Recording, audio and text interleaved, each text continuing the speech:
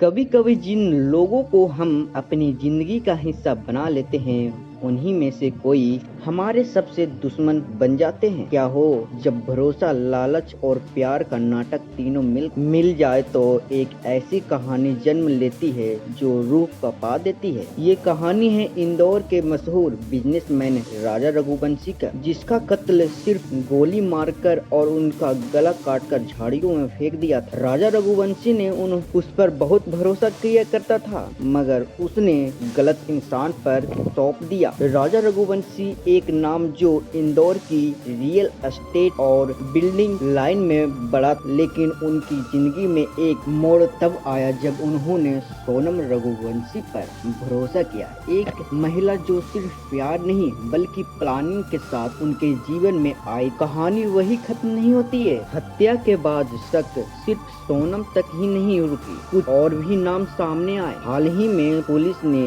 ग्वालियर से लोकेंद्र तोमर को गिरफ्तार किया, एक ऐसा शख्स जो सोनम की मदद कर रहा था। उसके पास से बरामद हुआ वो भी 5 लाख रुपए कैश और एक पिस्तौल और एक बैग जिसमें कुछ ऐसा था जो पूरी केस की दिशा बदल सकती थी। अब सवाल उठता है, आखिर ये पैसा किसके थे? क्या ये कत्ल की साजिश के हिस्से में थे? और पिस्तौल क्या इसी से हुआ था कत्ल राजा रघुवंशी का? और अब लोकेंद्र की गिरफ्तारी ने एक बात तो साफ कर दी है कि कत्ल सिर्फ एक इंसान से नहीं हुई है, बल्कि ये एक पूरी टीम के साथ हुआ है। एक ऐसा जाल जिसमें राजा रघुवंशी फंसते चले गए और जान से हाथ धो बैठे। कभी कभी सबसे बड़ा धोखा वही लोग देते हैं जिन्हें हम सबसे ज्यादा करीब समझते हैं। राजा रघुवंशी का केस हमें यही सिखाता है कि हर मुस्कुराता चेहरा वफादार नहीं होता। पैसे, लालच और स्वार्थ अगर एक साथ मिल जाए तो